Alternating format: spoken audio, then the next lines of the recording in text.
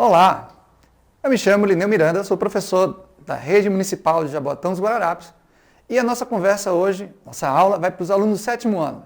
A nossa conversa será sobre a formação das monarquias europeias absolutistas. Mas antes de seguirmos, vamos dar uma pequena viagem no tempo? Vamos lá? Bom, primeiro, desde a queda do Império Romano do Ocidente, em 476 d.C., quando o último imperador romano, Rômulo Augusto, foi destituído por Odoacro, rei do povo germânico, a Europa atravessou por um momento de quase 1000 anos, onde a fragmentação do antigo Império Romano do Ocidente levou à formação de vários reinos, de várias comunidades, que deu origem a um sistema político, econômico e social que hoje nós chamamos de feudalismo. Tá? Só para relembrar, na sacada do nosso slide. A crise do sistema feudal, iniciada a partir do século XI, contribuiu para a formação do mercantilismo, que favoreceu o fortalecimento de regimes que ficaram conhecidos como absolutistas. As bases do feudalismo eram a posse da terra, o uso da força da espada com apoio na fé. Logo, a Igreja Católica e os nobres decidiam entre si como é que se governava. Até que surgiram, então, crises que o sistema feudal não conseguia mais resolver, como as guerras que se estenderam por vários anos, inclusive uma que durou mais de um século. Também teve fome, epidemias, revoltas populares que se espalharam por quase toda a Europa e comprometeram o correto funcionamento do feudalismo. Também durante o feudalismo surgiu uma nova categoria social, os burgueses, que passaram a pressionar por um novo sistema baseado nos negócios e no apoio mútuo de ricos comerciantes e monarcas, o que chamamos hoje de mercantilismo. As razões para os burgueses apoiarem a formação de monarquias absolutistas eram pelas enormes dificuldades que seus negócios enfrentavam, pela grande burocracia e complexidade que os sistemas de pesos e medidas, moedas, leis diferentes que o feudalismo tinha provocavam. Então, por conta disso, era melhor a unificação.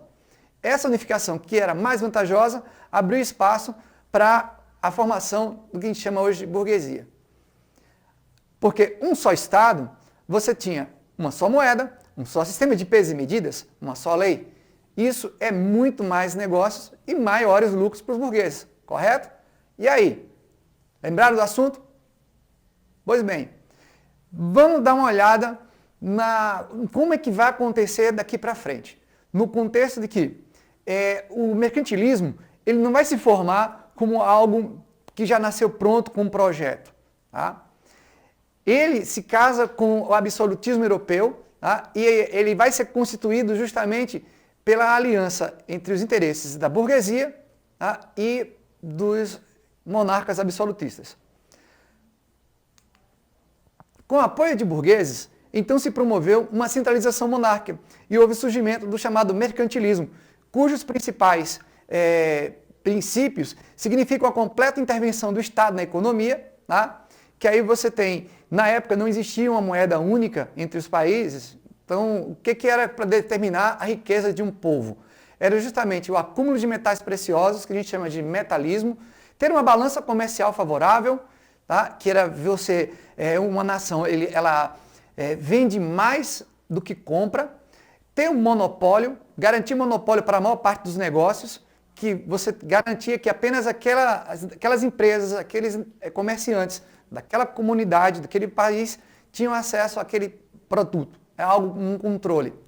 Protecionismo alfandegário, que era para garantir que os produtos que eram produzidos dentro do seu país não encontrariam concorrência de produtos vindos de fora.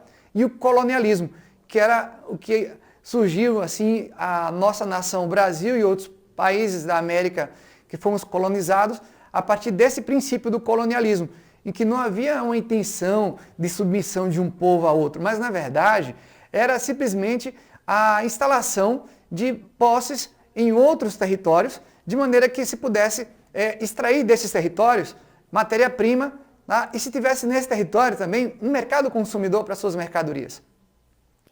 Bom, para a manutenção desse novo sistema, tá, que é o mercantilismo, o Estado absolutista foi basicamente fortalecido, né, com a aliança que os burgueses deram ao rei, que, por seu lado, esse rei pagava uma renda e mantinha uma relação de vínculo com os nobres, e tudo isso cada vez mais ia fortalecendo o mercantilismo. E nessa sequência de complexidades, o absolutismo foi ganhando força, o mercantilismo também, a burguesia super satisfeita, e aí nessa corrida acontecem os desdobramentos que a gente vem a seguir. Primeiro, havia o enriquecimento do Estado com base nessa relação entre burgueses e monarcas. Não raro, nessas relações aconteciam, na corrida para chegar primeiro ao controle das rotas de comércio, de você ter pessoas apelando, por exemplo, para a pirataria. Quem já ouviu falar, né, de Jack Sparrow, né, do nosso Piratas do Caribe, que está aí, né, com a licença da referência ao cinema, a gente fica se perguntando, será que Jack Sparrow realmente existiu? Bom, o pirata Francis Drake, ele existiu. Ele era um protegido da rainha da Inglaterra. Certamente foi nele que foi inspirado a trilogia do Piratas do Caribe. Tá? O Francis Drake, ele era um pirata que atacava navios espanhóis carregados de ouro e prata que saíam da América para a Europa. E aí ele praticava o corso, que era justamente o ataque, o furto, o roubo a essas cargas, que por sua vez ele entendia que já tinham sido roubadas de outro lugar, né, de outro povo, e não mais que ele fazia, adquirir esse produto de furto e buscar proteção com a rainha da Inglaterra. Então, um exemplo que a gente tem, né, do que é a relação entre monarcas, burgueses e todo tipo de trabalho que você desenvolvia nesse contexto de corrida, porque era uma corrida pelo enriquecimento dos estados. Vamos lembrar que não existia nenhuma relação entre os países que houvessem critérios de respeito, diplomacia. Era tudo baseado na relação de parentesco. O monarca da Inglaterra era primo do monarca da Espanha, que por acaso casou seu filho com o monarca de Portugal, e assim fica, nessa relação de parentesco. E nessas relações, nem sempre a fidelidade aos vínculos e aos compromissos eram levadas a sério. Pois bem, nessa corrida de alianças, a gente via muita coisa acontecer. Tá? Então, vamos lá.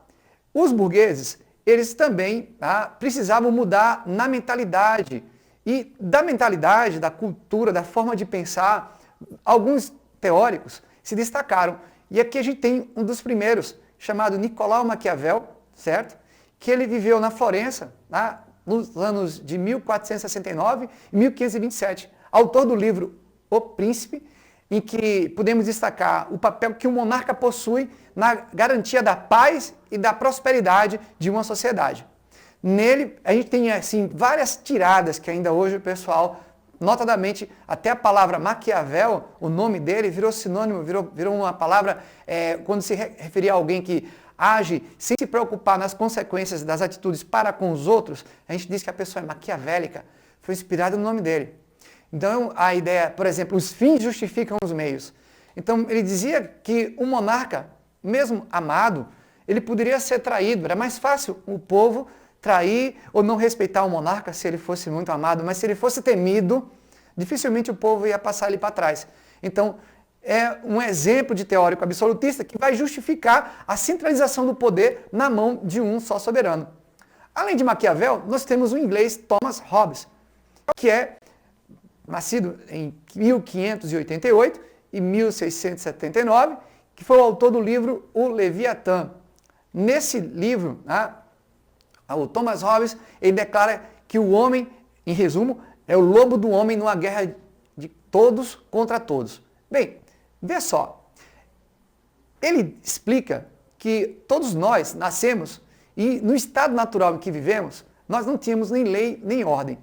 E que para poder a gente prosperar e parar, né, de sofrer os prejuízos desse excesso de liberdade, falta de controle que o ser humano naturalmente tem quando em coletivo, nós decidimos abraçar uma lei, obedecer um rei e seguir normas dentro de um coletivo, que aí é um chamado contrato social, em que as pessoas se submetem à autoridade de um monarca pelo bem comum, em troca de prosperidade, paz e segurança. Esse Thomas Hobbes praticamente deu o pontapé inicial na Inglaterra para justificar o fortalecimento do poder dos monarcas. E cada vez mais a burguesia ia ganhando mais alianças e os senhores feudais, a nobreza, ia se encaixando nesse processo. Um último pensador que a gente poderia mencionar é o francês, o bispo francês Jacques Bossuet, que afirmava, em resumo, na sua obra Política tirada da Sagrada Escritura. Esse livro, ele defendia que todo o poder vem de Deus, a origem divina do poder de Deus. Será que você já viu em algum lugar o pessoal com um carro e bota lá no adesivo no carro, foi Deus que me deu? É algo mais ou menos assim. Jacques Bossuet, ele considera que o poder que o rei tem vem de origem divina. E que se o povo obedece o rei, mesmo que o rei faça coisas que o povo não goste, é o desígnio de Deus que seja assim. E a gente tem que aceitar e que não se pode questionar essa autoridade. Pois bem, gente, volta só à história.